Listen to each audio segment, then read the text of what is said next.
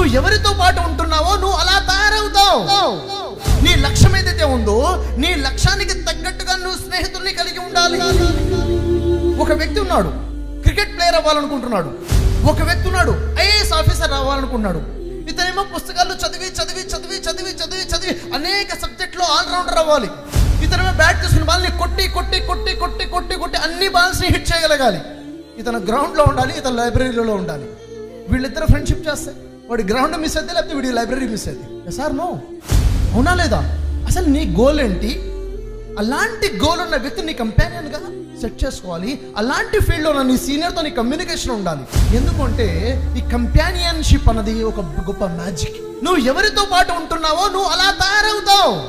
నీ లక్ష్యం ఏదైతే ఉందో నీ లక్ష్యానికి తగ్గట్టుగా నువ్వు స్నేహితుల్ని కలిగి ఉండాలి. ఆల్బర్ట్ ఐన్స్టీన్ వారి లైఫ్లో జరిగిన ఒక ఇన్సిడెంట్ మీకు చెప్తాను. రిలేటివిటీ అనే సబ్జెక్ట్ మీద రీసెర్చ్ చేసి తన యొక్క రీసెర్చ్ ఫైండింగ్స్ని అనేక యూనివర్సిటీస్లో ప్రజెంటేషన్ ఇవ్వడం మొదలుపెట్టారు. అందరూ ట్రావెల్ చేశారు. ఈ రోజు ఒక యూనివర్సిటీ, అక్కడ అందరూ ప్రొఫెసర్స్ గ్యాదర్ అయ్యేవాళ్ళు.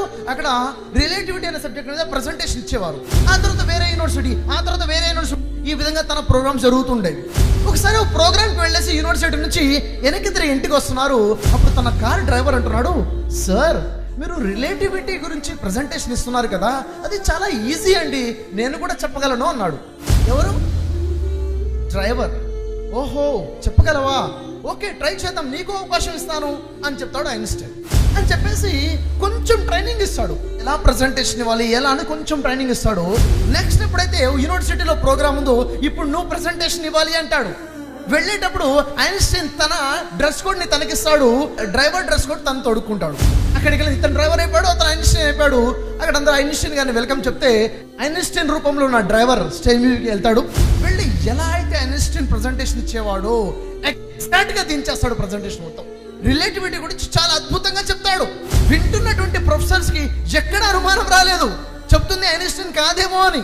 ప్రజెంటేషన్ అయిపోతే అందరూ గ్రాండ్ క్లాప్స్ కొడుతున్నారు, చాలా అద్భుతంగా మంచి రెస్పాన్స్ వచ్చింది. డ్రైవర్ రూపంలో ఐన్స్టైన్ గారు ఎక్కడ ఉన్నారు? ఎక్కడో వెనక్కి కూర్చొని ఉన్నారు. ఓకేనా?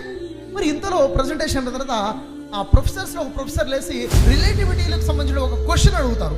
Sir one doubt sir, excuse me అని చెప్పేసి ఒక క్వశ్చన్ అడుగుతాడు. అడిగినప్పుడు మరి ఇతను ఐన్స్టైన్ రూపంలో డ్రైవర్ ఏం చేయాలి?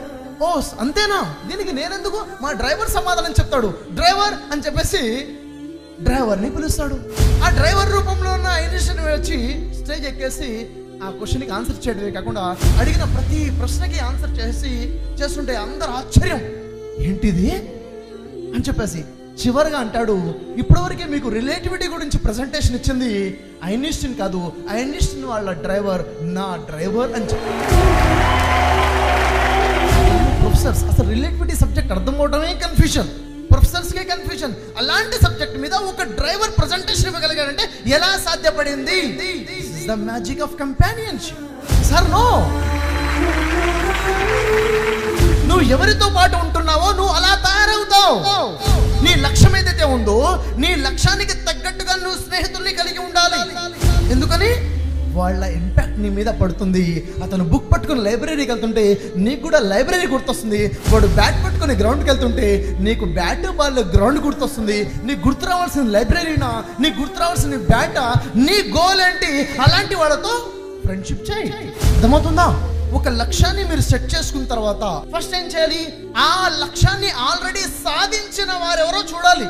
ఆ రంగంలో ఆల్రెడీ సక్సెస్ అయిన వాళ్ళు ఎవరో చూడాలి. మీ రిలేటివ్స్ లో ఉన్నారా, మీకు తెలిసిన వాళ్ళలో ఉన్నారా, మీ కాలనీలో ఉన్నారా, ఎక్కడ ఉన్నారు? First you identify. వారితో మీరు పరిచయం పెంచుకోవాలి, వారితో మీరు ఇంటరాక్షన్ లో ఉండాలి, వారి సలహాలు తీసుకోవాలి. అంతేకాకుండా నువ్వు ఏదైతే అవ్వాలనుకుంటున్నావో అదే రంగంలో నీకన్నా కొంచెం సూపర్ సీనియర్ తో కాంటాక్ట్ పెట్టుకోవాలి. తర్వాత నీ క్లాస్లో నీ సర్కిల్లో నువ్వు పెట్టుకున్న లక్ష్యం లాంటి లక్ష్యం పెట్టుకున్న వాళ్ళతోనే ఫ్రెండ్షిప్ చేయాలి.